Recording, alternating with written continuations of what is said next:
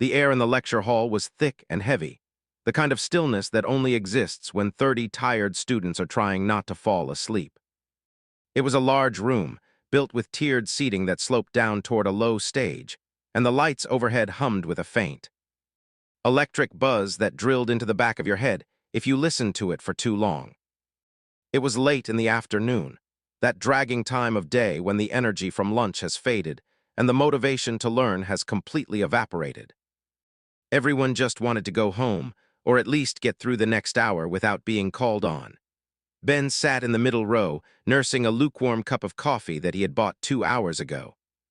He tapped his pen against his notebook, the rhythm matching the ticking of the clock on the wall. He looked around at his classmates.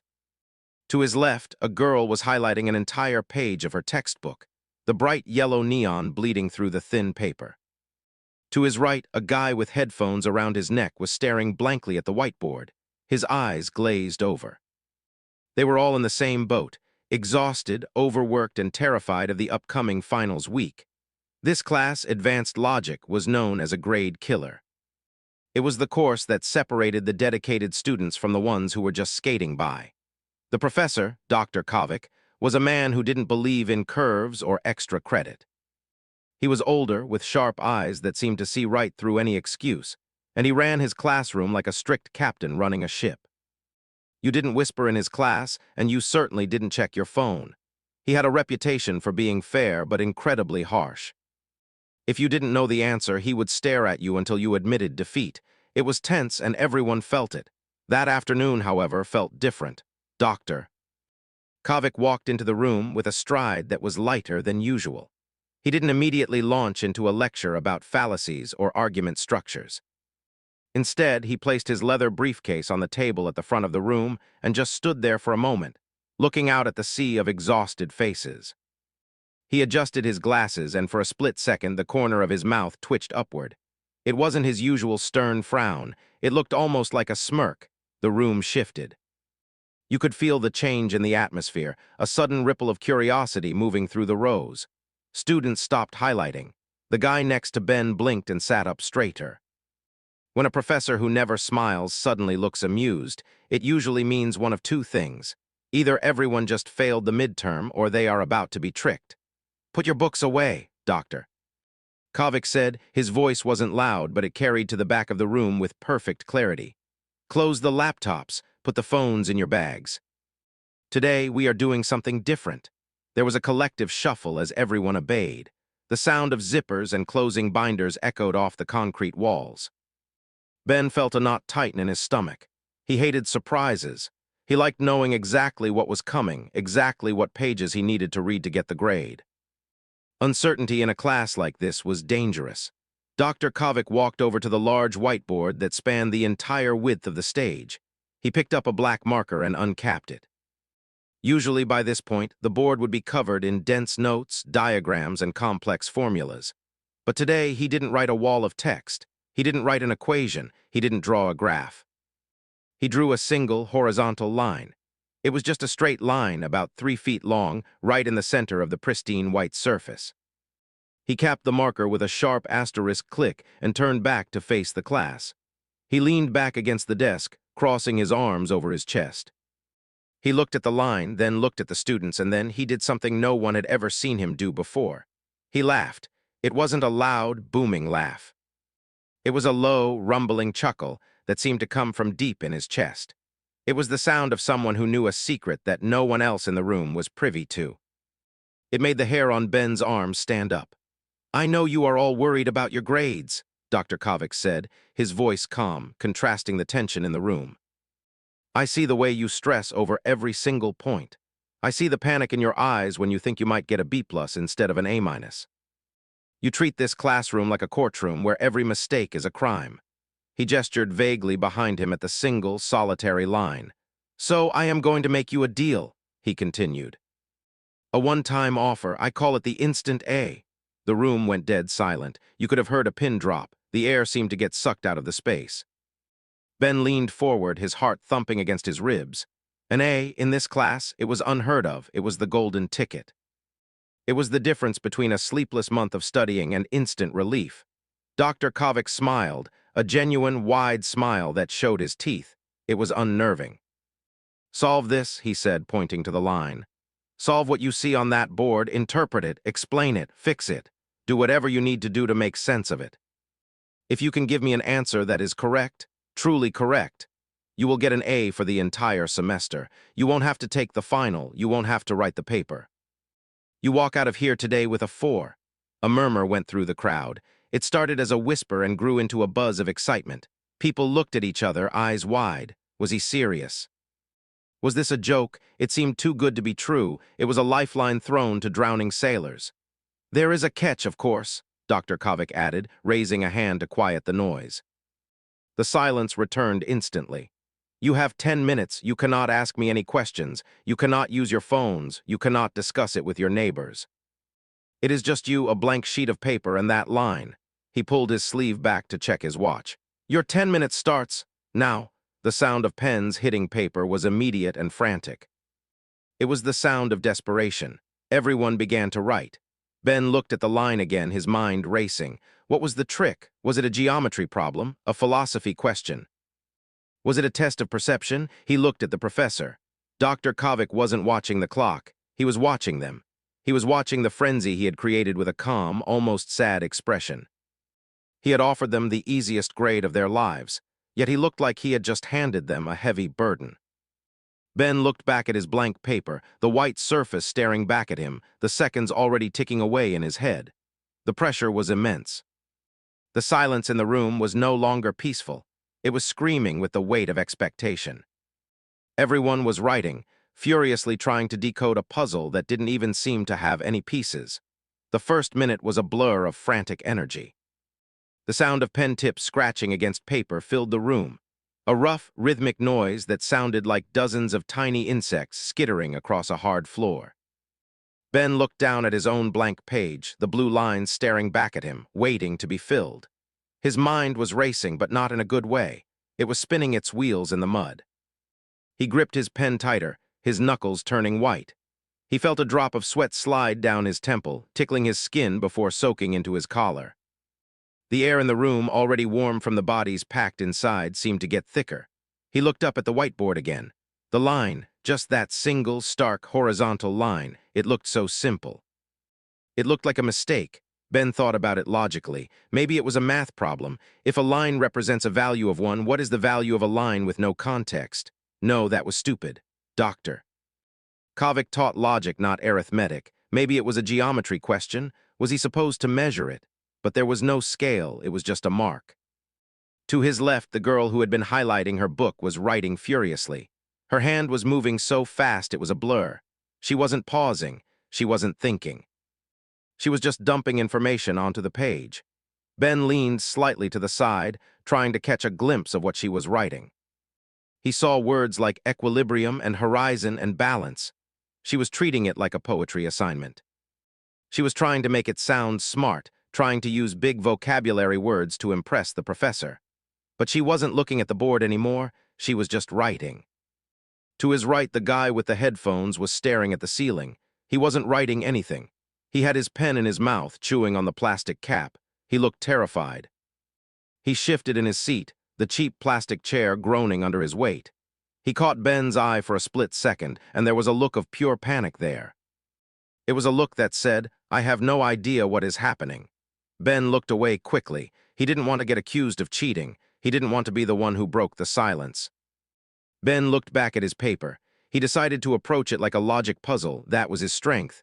He wrote down, "The line is a boundary." He stopped. He crossed it out. That felt too simple. He wrote, "The line is a barrier." He crossed that out too. It felt too negative. He wrote, "The line is a timeline." He paused. That felt better. It felt academic. He started to expand on it. If the line is a timeline, then the lack of marks on it represents a life without events. A blank slate. But was that good or bad? Dr. Kovic hadn't asked a question. He had just said, "Solve this." How do you solve a silence? In the front row, the overachievers were in a frenzy. Ben watched the back of one student's head. This student had raised his hand in the first 10 seconds, thinking he had the answer instantly. "Doctor." Kovic had simply shaken his head, barely acknowledging the hand, and the student had lowered it, looking defeated. Now that student was filling page after page. He was flipping sheets of paper over, writing on the back, filling every inch of white space. He was sweating. They were all sweating. The smell of stale coffee and anxiety was becoming potent. It was the smell of desperation. Dr. Kovic hadn't moved. He stood there, leaning against his desk, watching the clock on the wall. He wasn't reading a book. He wasn't grading papers. He was just breathing. His chest rose and fell in a slow, steady rhythm that was completely at odds with the frantic pulse of the room. Every few minutes, he would scan the faces of the students. He didn't look angry, he didn't look amused, he looked patient. He looked like he was waiting for a bus that was running a little late. Ben looked at the clock. 4 minutes had passed. 6 minutes left. His heart skipped a beat. The time was evaporating. The silence in the room was no longer peaceful, it was crushing. It pressed down on Ben's ears. He felt the urge to laugh bubbling up in his chest, a hysterical reaction to the absurdity of it all. An A for the semester. A guaranteed 4 in the hardest class on campus. It was right there. All he had to do was write the right words on a piece of paper. But his mind was blank. He tried a different angle. Maybe it was a trick question. Maybe the answer was to draw something. He looked at the marker in Dr. Kovic's hand. He thought about walking up there and adding to the line. But he was frozen to his seat. The fear of being wrong, of looking stupid in front of everyone, kept him glued to the chair. That was the trap, he realized. The fear of failure was paralyzing them. Around him, the scratching of pens began to slow down. The initial burst of adrenaline was fading, replaced by a heavy, sinking realization that they might not get it. The girl to his left had stopped writing. She was staring at her paper, reading over what she had written, her brow furrowed. She looked uncertain. She looked like she was starting to doubt herself. The guy to his right had stopped chewing his pen and was now just tapping it against his notebook in a nervous, erratic rhythm. Tap, tap, tap. It was driving Ben crazy, but he didn't say anything. He was too focused on his own failure. Ben looked at his own few lines of scribbled text. A boundary, a timeline, a path, it all looked like garbage. It looked like the kind of nonsense you write when you don't know the answer on a test and you're just trying to fill space. He felt a knot tighten in his stomach. He needed this grade. He needed the scholarship that came with a high GPA. He couldn't afford to lose this opportunity over a line on a whiteboard. He watched Dr. Kovic's face closely, trying to read him. Was there a clue in his expression? A hint? But the professor's face was a mask. He simply stood there, breathing, waiting. It was unnerving. Usually, professors wanted you to succeed. They gave hints. They nodded when you were on the right track, but Dr. Kovic was offering nothing. He was an island of calm in a sea of panic. Ben wrote, the line represents the distance between point A and point B. Asterisk, he underlined it twice. It was the most logical answer he could think of. It was geometric. It was factual. But as he looked at the words, they felt hollow. They felt cold. They didn't feel like an answer that deserved an A. They didn't feel like an answer at all. The clock ticked louder. The second hand swept past the 6. 5 minutes left. Half the time was gone. Ben looked around the room again. The faces of his classmates had changed. The hope was gone. The excitement had vanished. Now they looked haunted. They looked like people realizing that the lifeboat they thought they had spotted was actually just a mirage. The silence in the room was heavy with the weight of unspoken words, of missed opportunities, and of the terrifying thought that maybe, just maybe, there was no answer at all. And that thought was the most frightening thing of all. The clock on the wall was a relentless enemy. The second hand swept around the face with a calm, rhythmic precision that felt insulting compared to the chaos in Ben's chest. 3 minutes left. The silence in the room had mutated. It wasn't the quiet of concentration anymore. It was the silence of defeat. You could smell it in the air, a mix of stale anxiety and the faint, metallic scent of fear. The frantic scratching of pens had slowed to a few sporadic bursts. Most of the students had stopped writing entirely. They were staring at their papers or staring at the board, their faces masks of confusion and frustration. Ben looked down at his own notebook. He had filled half a page with scribbles, arrows, and crossed-out sentences. He had tried to approach the line as a graph, a representation of 0, a bridge, and a wall. None of it felt right. It all felt like he was trying to solve a riddle with a calculator. He felt a deep, sinking sensation in his gut. He wasn't going to get the A. He was going to fail this pop quiz, and his grade would drop. and his scholarship would be in danger. The pressure was a physical weight, pressing down on his shoulders, making it hard to sit up straight. He looked around the room again. The girl to his left had put her head in her hands, her elbows propped on the desk. She wasn't writing. She was just staring at the wood grain, her shoulders slumped. The guy to his right had given up entirely and was chewing on the end of his pen, a blank look in his eyes. They were all realizing the same thing. They had been offered a lifeline, but they didn't have the strength to grab it. They were drowning in the simplicity of it. Then a sound cut through the heavy silence. It was sharp, sudden, and jarring. Scrape. It was the sound of a plastic chair dragging against the linoleum floor. Every head in the room snapped up. The collective gaze shifted to the source of the noise. It wasn't Ben. It wasn't the girl with the highlighter. It was a student sitting in the third row, right in the center. His name was Jeremy. Ben knew him by sight, but not by name. He was the kind of student who blended into the background. He always sat in the same spot, wore the same faded gray hoodie, and never raised his hand. He was quiet, not the shy, nervous kind of quiet, but a still, heavy kind of quiet. He looked tired. He always looked tired. There were dark circles under his eyes that looked like bruises, and his skin was pale, almost gray under the harsh fluorescent lights. Jeremy stood up slowly. He didn't look at the professor. He didn't look at his classmates. He just stared straight ahead, his jaw set in a tight line. He left his notebook on his desk. It was closed. He hadn't written a single word. The room held its breath. Was he giving up? Was he walking out? It wouldn't be the first time a student had cracked under the pressure of Dr. Kovik's class. But Jeremy didn't head for the door. He turned and walked toward the front of the room. His steps were heavy on the tiered floor. Thud, thud, thud. He walked with a strange, determined purpose, like a man walking to the gallows. He bypassed the first row of desks and stepped onto the low stage where Dr. Kovik stood. Dr. Kovik didn't move. He didn't blink. He just watched Jeremy approach, his eyes sharp and unreadable. Jeremy walked right up to the whiteboard. He stood there for a moment, facing the blank expanse of white, the solitary black line cutting through the middle. He picked up a marker from the tray. It was a red one. Ben watched, mesmerized. His heart was pounding in his ears. What was he doing? Was he going to erase the line? Was he going to write the answer? The entire class leaned forward in their seats, the earlier despair forgotten, replaced by a sudden, intense curiosity. Jeremy didn't erase the line. He didn't write a formula. He didn't write a philosophical statement. With a trembling hand, he drew two vertical lines, one at the far left end of the horizontal line and one at the far right. The board now looked like a rectangle that hadn't been finished, an open box. Jeremy capped the marker. The click sounded like a gunshot in the quiet room. He turned around to face the class. He looked pale, sweat beading on his forehead. He looked like he was in pain, but his eyes were clear. "You asked us to solve it," Jeremy said. His voice was low and raspy, like he hadn't spoken in days. It cracked in the middle of the sentence. He cleared his throat. "You asked us what needs to be removed," Jeremy continued, his voice getting a little steadier, though it was still filled with a raw emotion that made Ben's chest tighten. "Everyone is writing about debt or stress or pain. They want to erase the bad parts." He gestured vaguely to the class, a movement full of sadness. "But that's wrong," Jeremy said. "You can't remove the bad parts. If you cut out the pain, you shorten the line." He pointed to the red line he had drawn on the left.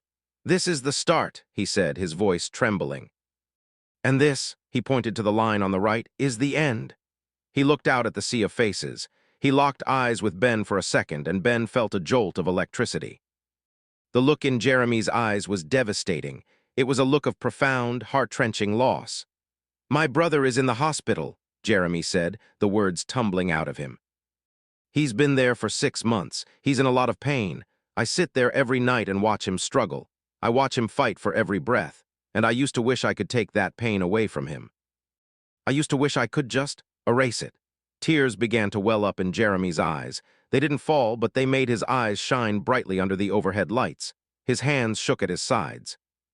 "But if I erase the pain," Jeremy whispered, "I erase the time. I erase the memories of him fighting.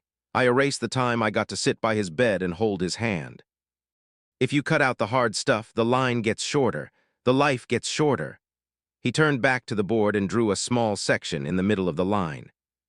"If you take away the hurt," he said, his voice breaking completely, You lose the love that grew from it. You lose the person you became because of it. He dropped the marker. It rolled across the stage floor, coming to a stop at Dr. Kovik's feet. Jeremy stood there, looking small and broken on the big stage. The class was paralyzed. No one moved. No one breathed. The silence was absolute, but it wasn't empty anymore. It was filled with the echo of Jeremy's words. It was filled with the heavy, crushing truth of what he had just said. Ben looked at his own paper, filled with his desperate, logical scribbles. They looked foolish now. They looked childish. He had tried to solve a math problem, but Jeremy had just handed them a piece of his soul. The air in the room had changed completely. It wasn't about grades anymore. It wasn't about an A. It was about something much, much bigger, and it was terrifying. The silence that followed Jeremy's words was heavy. It wasn't the empty, waiting silence from before the test started. It was a dense, suffocating quiet that pressed against everyone's eardrums. It was the sound of 30 people holding their breath at the same time. Ben sat frozen in his seat. The words he had frantically scribbled on his own paper, asterisk boundary, timeline, distance asterisk, seemed to mock him now. They were just ink on a page. They meant nothing. They were the desperate attempts of a student trying to game the system, trying to find the right answer to get a grade. But standing at the front of the room, Jeremy wasn't playing a game. He wasn't thinking about a grade. He was bleeding. Jeremy stood by the whiteboard, his chest heaving slightly. He looked small up there on the stage, smaller than he usually did in the back of the room. The harsh fluorescent lights washed out his skin, making the dark circles under his eyes look like bruises. He wasn't crying, not exactly, but his eyes were rimmed with red, and his hands wouldn't stop shaking. He looked like someone who had just dropped a heavy weight after carrying it for 100 miles, only to realize he had nowhere to put it down. Nobody moved. The girl to Ben's left had stopped highlighting. Her yellow marker was hovering over her book, forgotten. She was staring at Jeremy, her mouth slightly open. The guy to Ben's right had taken his headphones off completely. He looked down at his own blank paper, then back up at Jeremy, his face pale. The frantic energy, the competitive anxiety that had filled the room just moments ago had completely evaporated. There was no competition anymore. There was just a shared, overwhelming sense of exposure. Ben looked back at the board, the red lines, the start, the end, the space in between. It was so simple, it was terrifyingly simple. All those late nights studying, all the stress about scholarships, all the panic about GPA and ranks. Suddenly it all felt incredibly small. It felt thin. Ben thought about his own life. He thought about the things he tried to ignore, the memories he pushed away because they hurt too much. He thought about his grandmother, who had passed away 2 years ago. He still couldn't look at her photo without a pang of guilt and sadness. He had spent 2 years trying to erase that pain, trying to move on. But Jeremy was right. If he erased the pain of losing her, he erased the love. He erased the years of cookies and warm hugs and the smell of her perfume. You couldn't cut out the bad parts without cutting out the good parts that were attached to them. It was a package deal. Life wasn't a test where you could select the questions you wanted to answer. It was the whole paper or nothing. Dr. Kovik slowly pushed himself off the desk. He didn't look at the class, he looked at Jeremy. The stern, sharp-edged professor was gone.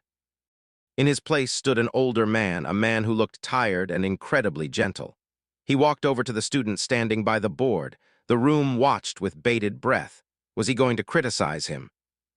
Was he going to say it wasn't an academic answer? Was he going to fail him for not following the rules of logic? Dr. Kovik reached down and picked up the red marker that Jeremy had dropped. He held it in his hand for a moment, rolling it between his fingers. Then he looked up at Jeremy and gave a single, slow nod. It wasn't a nod of approval like a teacher giving a grade. It was a nod of recognition. It was the kind of nod you give someone when you see them carrying a burden that you know is heavy. "You can sit down, son," Dr. Kovik said softly. His voice didn't boom. It was quiet, meant just for Jeremy, but the room was so silent that everyone heard it anyway. Jeremy blinked, looking a bit dazed. He nodded quickly, wiping his nose with the back of his sleeve. He walked back to his seat. His steps were slower now. He slumped into his chair and put his head down on his desk, burying his face in his arms. He looked like he needed to sleep for a week. "Doctor." Kovik turned back to the class. He looked out over the sea of stunned faces. He saw the tears welling up in the eyes of the girl in the front row. He saw the way the guy in the back was staring at his hands. He saw the impact of what had just happened. The clock on the wall ticked. The second hand swept past the 12. The 10 minutes were up. The buzzer didn't sound, but everyone knew. Time was out. "Pens down," Dr. Kovic said. The sound of pens being placed on desks was different this time. Before, it had been a frantic, stressful noise. Now it was gentle, it was respectful. No one cared about the grade anymore. The instant A felt like a cheap trick now. It felt like a distraction from what had actually just happened. Doctor. Kovic walked to the front of the stage. He looked at the line on the board, then at the class. "I offered you a deal," he said. "I told you that if you solved the problem, you would get an A." He paused. He picked up the stack of papers on his desk, the test papers, the syllabus, the lesson plan for the day. He held them up. "I lied," he said. Ben's heart skipped a beat. "What?" "The truth is," Dr. Kovic said, tossing the papers into the wastebasket next to his desk with a soft thud, "there is no A not for this. You can't grade someone on how much they are willing to carry. You can't give a score for grief, or for love, or for the courage it takes to accept pain." He gestured to Jeremy, whose head was still buried in his arms.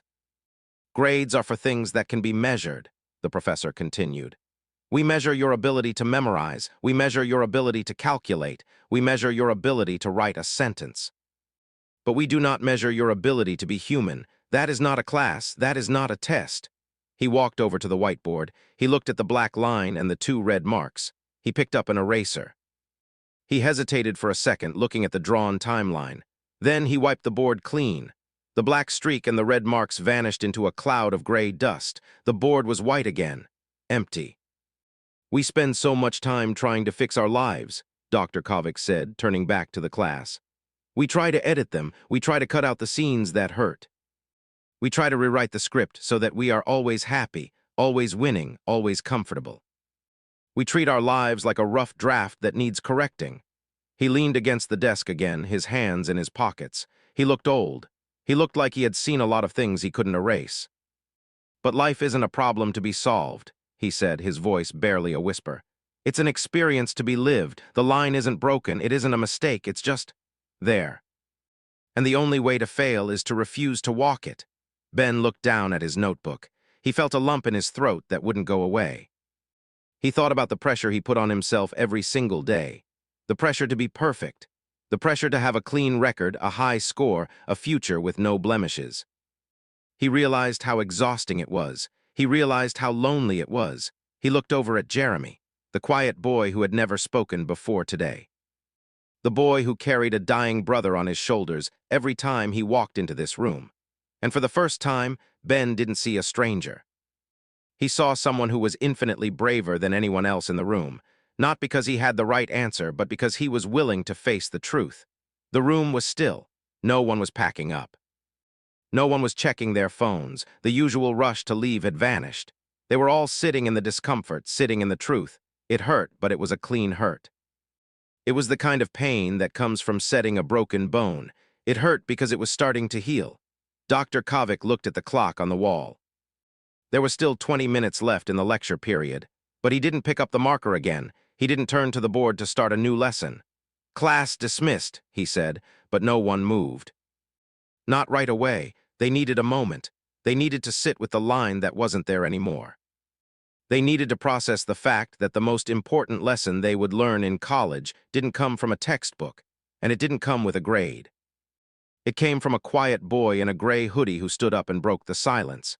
And as Ben finally began to gather his things, he felt different.